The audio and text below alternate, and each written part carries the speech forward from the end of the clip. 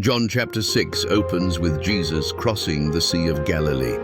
A large crowd follows him because of the miraculous healings he has performed. As the crowd grows, Jesus sees their need for food and compassionately seeks to provide for them.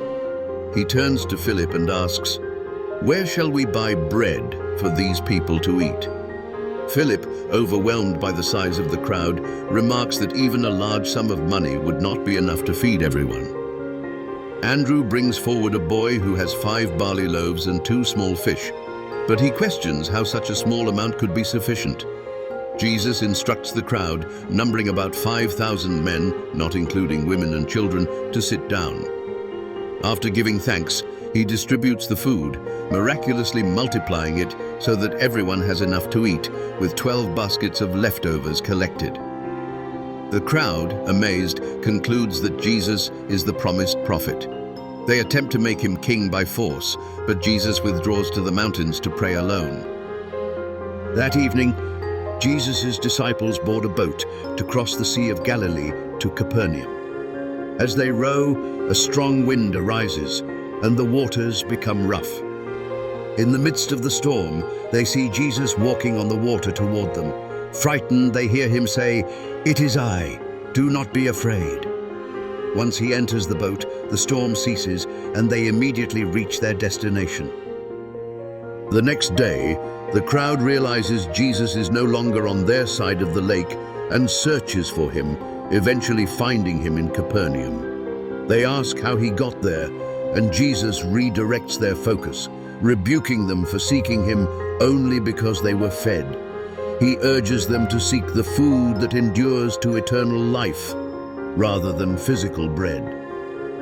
The crowd asks what work they must do to please God, and Jesus tells them the work of God is this, to believe in the one he has sent.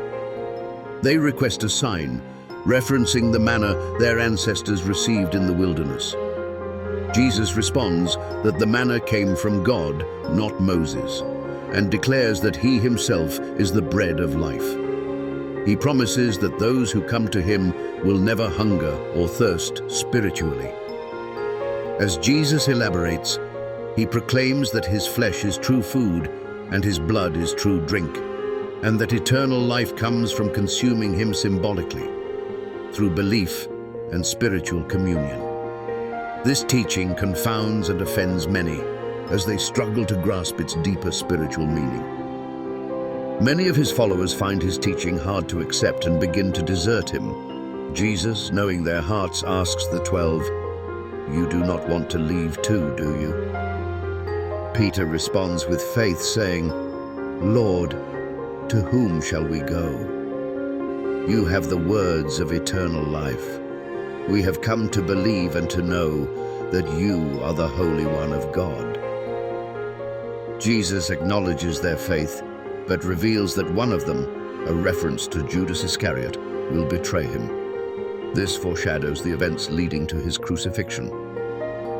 John chapter 6 emphasizes Jesus' identity as the source of spiritual sustenance and eternal life. The feeding of the 5,000 demonstrates his compassion and divine power, while the bread of life discourse challenges his followers to move beyond physical needs and seek a deeper relationship with him. The chapter highlights themes of faith, trust, and the cost of discipleship, as some abandon Jesus when his teachings become difficult to accept.